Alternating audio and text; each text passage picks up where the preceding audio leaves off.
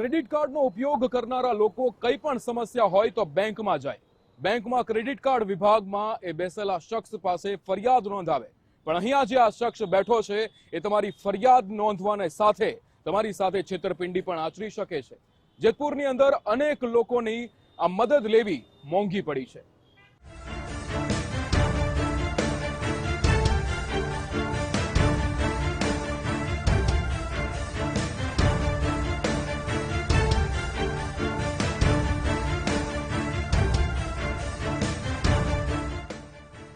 શું તમે ક્રેડિટ કાર્ડની લિમિટ વધારવા માંગો છો? શું તમે ક્રેડિટ કાર્ડ બંધ કરાવવા માંગો છો? આજના સમયમાં મોટા ભાગના લોકો ક્રેડિટ કાર્ડનો ઉપયોગ કરતા હશે, જેમાંથી કેટલાક એવા લોકો પણ હશે જેમણે ક્રેડિટ કાર્ડના ઉપયોગની સંપૂર્ણ જાણકારી નહીં હોય. આ જ વાતનો ફાયદો સાયબર માફિયાઓ અને ભેજાબાજો ઉઠાવતા હોય છે. રાજકોટના જેતપુરમાં ક્રેડિટ કાર્ડના નામે ચીટિંગ, ક્રેડિટ કાર્ડ બંધ કરાવવા અને લિમિટ વધારવાના નામે ચૂનો. ક્રેડિટ કાર્ડ ધારકો પાસેથી પાસવર્ડ મેળવી ચીટિંગ કરી. ₹3.65 લાખની છેતરપિંડી કરનાર પોલીસના સકંજામાં. રાજકોટના જેતપુર પોલીસની ગિરફ્તમાં ઉભા રહેલા આ ભેજાબાજનું નામ પ્રદીપ વાળા છે, જે જેતપુરની બેંક ઓફ બરોડાના ક્રેડિટ કાર્ડ ડિપાર્ટમેન્ટમાં કામ કરતું હતું.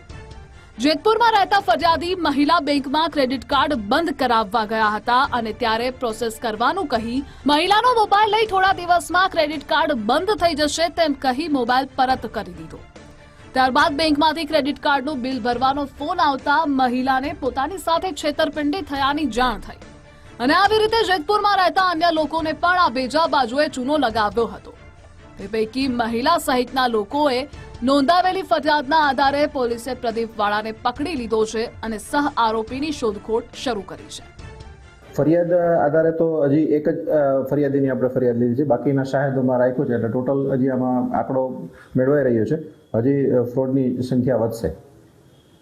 સાહેબ, આરોપી પર કોઈ અગાઉ ગુનાહિત ઇતિહાસ અથવા તો આ જે આરોપીઓ છે તે કઈ એપ્લિકેશનથી ફ્રોડ કરતા હતા અને બંને વચ્ચે કઈ રીતનો ભાગ બટાઈ થતો હતો?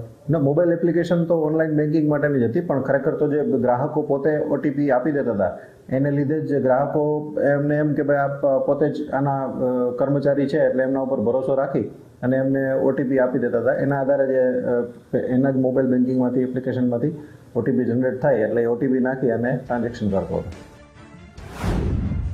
અગાઉ જેતપુરની બીઓબીમાં આરોપી નોકરી કરતો હતો. ગ્રાહકે ફરિયાદ કરતા બેંક દ્વારા ટર્મિનેટ કરાયો હતો. આરોપીની પોલીસ પૂછપરછ દરમિયાન જાણવા મળ્યું હતું કે આરોપી છેલ્લા 2 વર્ષથી જેતપુર શહેરમાં આવેલ બેંક ઓફ બરોડાની શાખામાં નોકરી કરતો હતો. 4 મહિના પહેલા બેંકમાં કોઈ ગ્રાહકે ફરિયાદ કરતા બેંક દ્વારા આરોપીને ટર્મિનેટ કરી દેવાયો હતો. ફ્રોડ કેવી રીતે કરતો હતો તે બાબતે પૂછતા જાણવા મળ્યું હતું કે આરોપી ગ્રાહકોને ફોન કરી ક્રેડિટ કાર્ડની લિમિટ વધારવા, બંધ કરવા તેમજ બાકી બિલનું પેમેન્ટ ભરી આપવાના બહાને રૂબરૂ બેંકમાં બોલાવતો અથવા પોતે ગ્રાહકોના ઘરે જતો હતો. ત્યારબાદ ગ્રાહકોનું ક્રેડિટ કાર્ડ મેળવી તેનો ફોટો મિત્ર રવિ વાળાને મોકલતો, જે તરત ઓનલાઈન મોબાઈલ એપ મારફતે રૂપિયા ઉપાડી લેવા ટ્રાન્ઝેક્શન કરતો હતો. ત્યારબાદ ઓટીપી જનરેટ થતા આરોપી ગ્રાહકના મોબાઈલમાંથી લઈ મિત્રને વોટ્સએપ કરી દેતો હતો, જેથી આરોપી રવિ વાળા તેમાંથી રૂપિયા ટ્રાન્સફર કરી લઈ પોતાના ખાતામાં મેળવી લેતો અને એ પછી બંને આરોપી ફ્રોડમાં મળેલી રકમ સરખા ભાગે વહેંચી લેતા હતા. હાલ પોલીસે બંને આરોપીઓના તમામ બેંક એકાઉન્ટ ફ્રીઝ કર્યા છે, આરોપીનો મોબાઈલ જપ્ત કર્યો છે અને તેમની ક્રેડિટ કાર્ડમાં લિમિટ વધારવા માટે અથવા તો ક્રેડિટ કાર્ડ બંધ કરવું હોય તેના માટે એમને રૂબરૂ બોલાવેલ.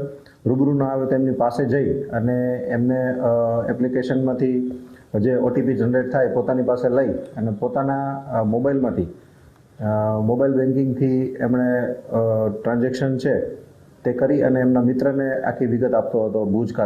ભુજ ખાતેના મિત્રનું નામ હતું રવિ માનસિંહભાઈ વાળા, જે આ ગુનામાં સહ આરોપી છે. તેના એકાઉન્ટમાં ટ્રાન્ઝેક્શન થતા તે કેશ વિડ્રો કરી અને બંને જણા એમાંથી ભાગ પાડતા હતા. હાલ તો 3,65,000 રૂપિયાની છેતરપિંડી થયાનું જ ખુલ્યું છે, પરંતુ પકડાયેલા આરોપી પ્રદીપ અને તેનો મિત્ર રવિએ છેલ્લા કેટલાક સમયથી જેતપુરમાં ક્રેડિટ કાર્ડના નામે ફ્રોડ કરી રહ્યા હતા. સૌથી મહત્વની વાત, અત્યાર સુધી કેટલા લોકો સાથે ફ્રોડ કર્યું છે.